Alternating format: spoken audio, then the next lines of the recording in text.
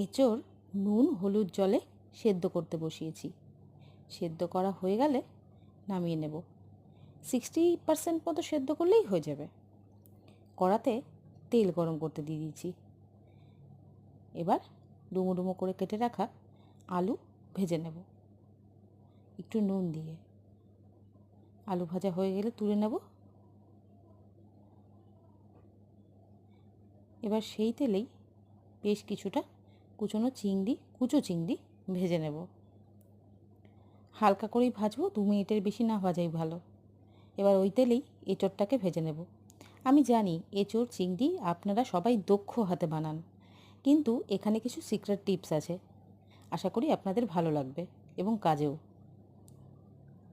এবার মিক্সিং জারেতে আদা 1 চামচ গ্রেট করে দিয়ে দিয়েছি, আর বড় 1 কোয়া রসুন আর কাঁচা লঙ্কাকে ব্লেন্ড করে নিয়েছি। এদিকে খানিকটা ধনেকে আমি শুকনো খোলায় ভেজে নিয়েছি, এই 2 চামচ মতো।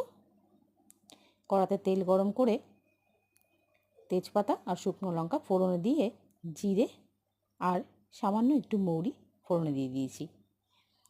2টো পেঁয়াজ ভালো করে বেটে নিয়েছিলাম। বেটে রাখা পেঁয়াজটা এবার দিয়ে দিলাম কড়াইতে। এবার এটাকে তেল ছাড়া পর্যন্ত কষে দিয়ে দেব 1 চামচ শুকনো লঙ্কার গুঁড়ো, কাশ্মীরি লঙ্কা। সেটাও ভাজা হয়ে গেলে এবার ওই যে রসুন আদা আর লঙ্কার পেস্টটা দিয়ে দেব।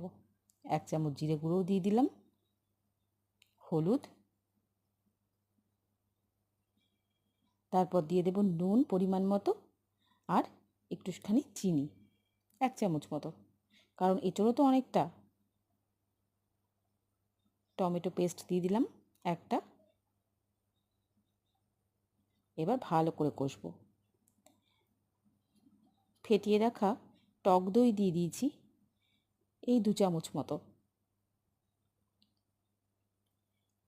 ভালো করে কষে গেলে ভাজা এঁচোড়, চিংড়ি আর আলু দিয়ে দিয়েছি, আর সঙ্গে দিয়ে দিলাম ওই যে ধনেটাকে আমরা ভেজে রেখেছিলাম শুকনো খোলায়, সেই ধনেটা বাটা। এবার ভালো করে কষবো। প্রয়োজনে একটু জল দিয়েও কষতে পারেন, তাতে কোনো অসুবিধে নেই। শুধু দেখবেন নিচে যেন লেগে না যায়। আর কষাটা হতে হবে খুব ভালো। কষা হয়ে গেলে দিয়ে দেব সামান্য একটু গরম জল। ঠান্ডা জল দেওয়াটা ঠিক হবে না। এবার আপনাদেরকে দিচ্ছি আমার সিক্রেট টিপসটা। 1 চামচ গুঁড়ো দুধ, 1 চামচের বেশি দেবেন না।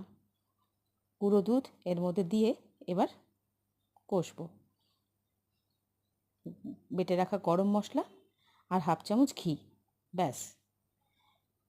এই 3টে জিনিস লাস্টে পড়লেই জমে যাবে পুরো।